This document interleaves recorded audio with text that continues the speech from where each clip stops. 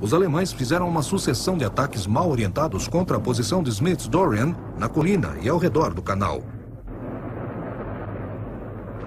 Os britânicos logo se deram conta do poder e precisão da artilharia alemã. Estávamos nas trincheiras esperando por eles, mas não esperávamos nada como o estouro que nos atingiu. Logo começou a chover balas e estilhaços do céu. Eu vi estilhaços voando à minha direita e esquerda. Vi muitos bons camaradas morrerem. A infantaria avançou em blocos sólidos, indo em direção do canal e seus cruzamentos. A incomparável mosquetaria da BEF diminuiu muito a densa formação alemã. Eles estavam em blocos sólidos, no horizonte. Não tinha como não acertá-los. Ficamos em nossas trincheiras, sem nenhum barulho ou sinal. Eles chegavam cada vez mais perto. Então nossos oficiais deram a ordem.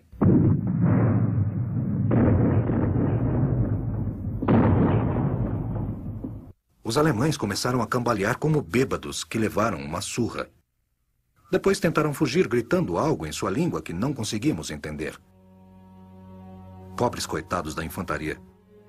Eles avançavam em companhias de 150 homens e caíam como moscas.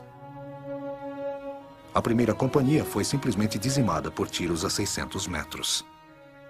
Com a sua formação desordenada, cada bala acertava 2 pessoas. Eles não tinham chance.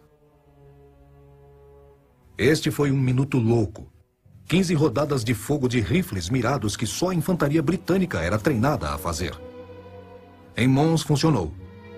Os alemães caíram. Nossa primeira batalha foi uma derrota pesada contra os ingleses. Os ingleses de quem ríamos. Bem entrincheirados e completamente escondidos. O inimigo abriu um fogo assassino. Os feridos aumentaram e as investidas diminuíram.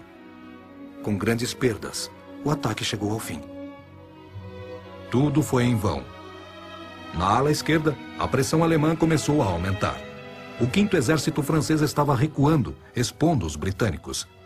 Embora a primeira corporação de Haig não estivesse muito pressionada, as tropas de Smith-Dorrien se mantiveram até a tarde, quando a implacável pressão alemã e sua superioridade numérica finalmente dividiram os ingleses. As ordens eram para recuar. A retirada de Mons tinha começado.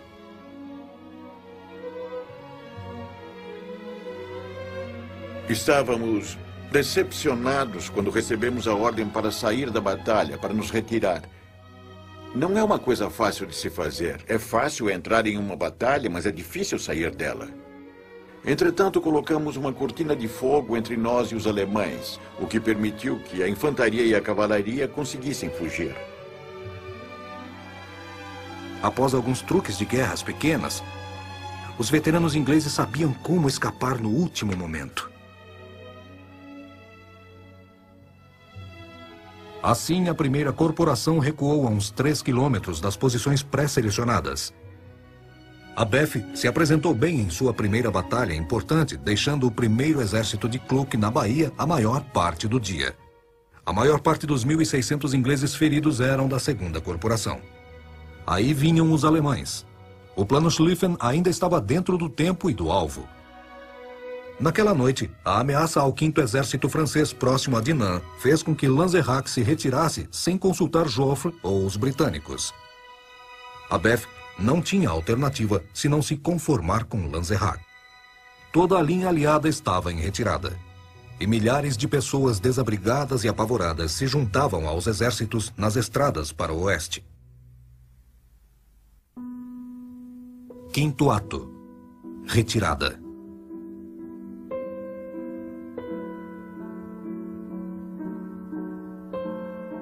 Em menos de um mês de guerra, as tropas aliadas estavam em retirada em todos os lugares. Cada uma trazia novos desencorajamentos. Para a maior parte, estavam recuando ordenadamente, organizando operações traseiras para cobrir a retirada e fazendo ataques quase suicidas quando encurralados. Com os alemães sempre pressionando e com o plano 17 em pedaços, o impaciente Joffre fez a sua vontade prevalecer diante de todo o fronte.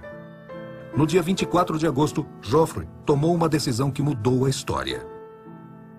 Recusando abandonar qualquer pensamento de ofensiva, ele criou um 6º exército, comandado pelo general Montgomery, na esquerda ameaçada dos aliados.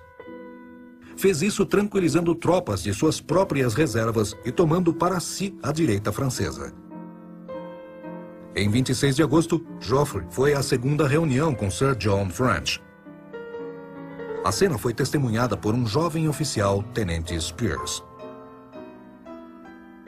Joffre começou a explicar o propósito de uma ordem de extrema importância. Enquanto fazia isso, entrou Lanrezac. Então Joffre explicou sua ordem e Sir John disse: "E esta ordem? Não vi nenhuma ordem." Então, o general Wilson, chefe do Estado-Maior, disse que foi recebida durante a noite, mas ainda não haviam lidado com ela. Não havia sido traduzida. Quando Joffre percebeu que as suas ordens não foram recebidas e lidas pelos ingleses, ele parecia estar completamente desencorajado. Foi a única vez que pareceu que ele havia perdido o coração. Estava completamente vazio. Este foi um momento constrangedor para o general Joffre. Quando deixei o quartel-general inglês aquela tarde, levei comigo uma impressão de fragilidade de nossa extrema esquerda. Me perguntava se ela conseguiria aguentar o suficiente para que eu pudesse reagrupar as nossas forças. Se esta manobra era tão dividida, 2 condições essenciais teriam que acontecer. Primeiro, nosso 1º e 2º exércitos teriam que interromper suas retiradas com ofensivas parciais e contra-ataques para me dar tempo de reunir um novo exército à nossa esquerda. Segundo, os ingleses teriam que resistir lentamente a um tênue campo de rendição. Isso era exatamente o que as forças inglesas de Smith-Dorrien estavam prestes a fazer em Le Cateau.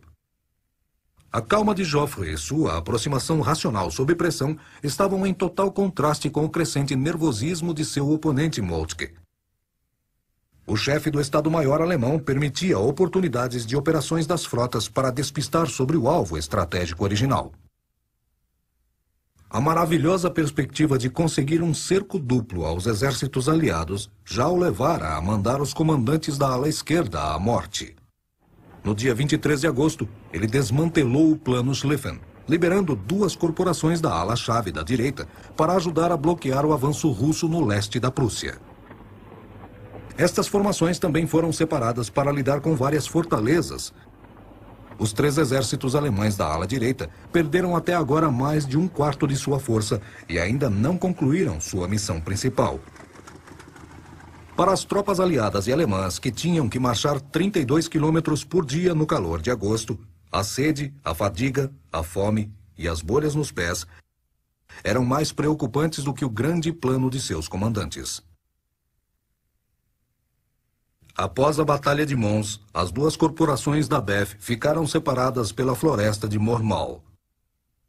No dia 26 de agosto, o aniversário da lendária vitória inglesa na Batalha de Crécy, Smith-Dorrien julgou que os alemães estavam tão próximos à 2ª corporação que não podiam se livrar sem lutar em mais uma batalha.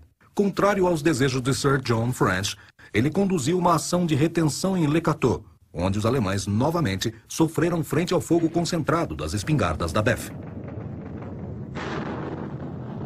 Eles saíram como uma torcida de futebol saindo do estádio. Vieram marchando, atirando com seus rifles na altura dos quadris. Eles não tinham ideia. A cavalaria e a artilharia descarregaram contra o inimigo avançando. Mas a infantaria foi infestada pelas linhas alemãs. Ainda assim, os ingleses se mantiveram. Mais uma vez, os rifles ingleses tinham alvos muito fáceis. Nós tínhamos nossas cabeças cobertas quando a trincheira, a 1.200 metros, se infestou de alemães em seus uniformes cinzas.